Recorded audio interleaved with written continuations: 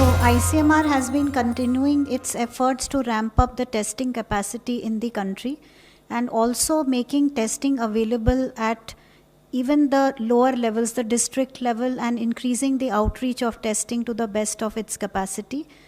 In addition to the RT-PCR test, we have deployed the TrueNat and CBNat based testing also.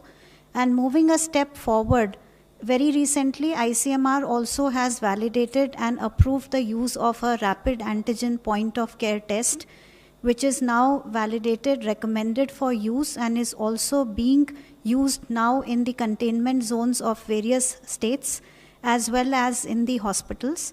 So with this, we really hope to follow the approach of test, track, and treat. Because if we take this testing to the grassroots level, the number of individuals, infected individuals, mild symptomatic or even asymptomatic individuals that you'll be able to catch really increases. And this is likely to catch individuals in the early stage of infection and also lower the burden on hospitals.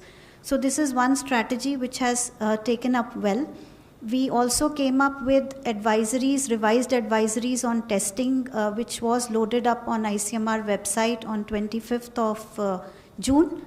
And subsequently, we also have come up with a very explicit advisory on the use of antibody-based IgG assays, which are recommended as a surveillance tool.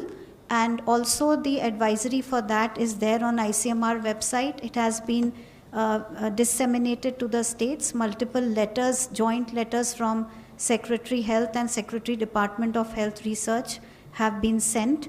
And the other step that ICMR has very recently taken up for increasing the testing is that all the NABH hospitals and the NABL approved labs as well as all the government hospitals have been approved for conducting the antigen-based test.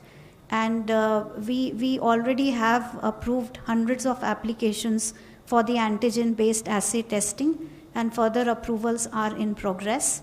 And also, the initial criteria of ICMR was that all the private labs who are intending to undertake COVID-19 testing, they were supposed to submit a NABL accreditation certificate, completed one.